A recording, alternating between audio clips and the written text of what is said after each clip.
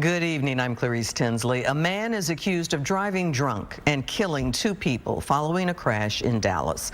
A witness told police he tackled the driver when he tried to run from the scene. The impact of the crash left one car unrecognizable. Fox 4's Alex Boyer joins us live with the latest. Alex.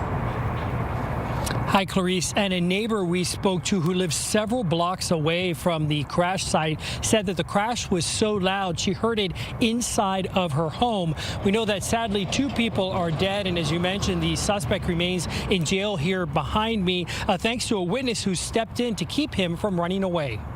I thought, God, he's going really fast. I mean, just super fast. Sherry Bowers was about to go to bed early Easter Sunday morning when she heard a horrific crash. The sound of the impact was captured on her backyard security camera.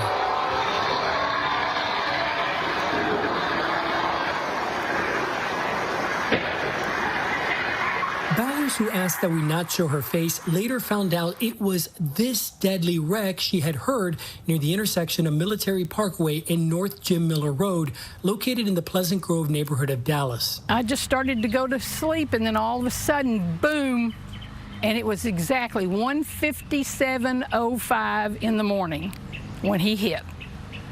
And I thought, oh my God. I called the police and I said, I don't know where the wreck happened, but I said, I heard it on my camera, and I said, it was intense. According to Dallas police, 22-year-old Isaac Chacon was intoxicated when the pickup truck he was driving slammed head-on into a blue sedan just before 2 a.m.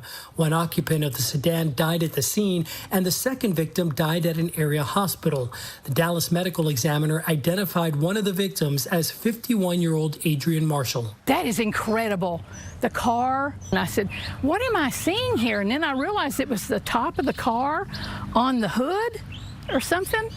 It was just incredible. According to the arrest affidavit, Chacon tried to run from the scene but was stopped by a man who witnessed the crash.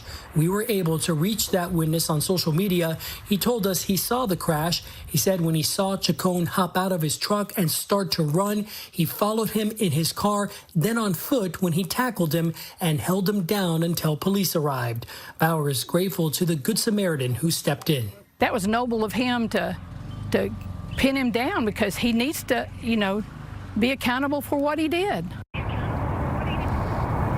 And Chacon, meanwhile, faces several charges, including intoxication manslaughter. Now, according to the arrest warrant affidavit, he told police that he only had 1 beer hours before that fatal encounter.